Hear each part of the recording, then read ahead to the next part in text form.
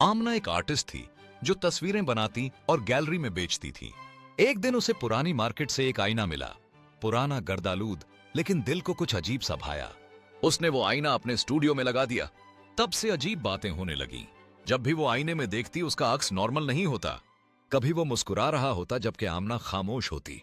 कभी उसकी आंखें अलग दिशा में घूमती। एक दिन आमना ने आईने के सामने बैठकर तस्वीर बनाई। जब उसने पेंटिंग पूरी की, उसमें जो चेहरा था वो आमना का नहीं बल्कि आईने वाले अक्स का था। अगले दिन आमना आईने के सामने खड़ी हुई और अक्स ने पहली बार बोलना शुरू किया, अब मैं बाहर आना चाहती हूं, तुम अंदर जा सकती हो। आमना पीछे हटी लेकिन उसका जिस्म जैसे जम गया। आईना चमकने लगा और एक लम्हे में आमना गायब हो गई। अब आईने में जो अक्स नजर आता है वो हर किसी से आंखें मिलाता है, जैसे बाहर निकलने का इंतजार कर रहा हो।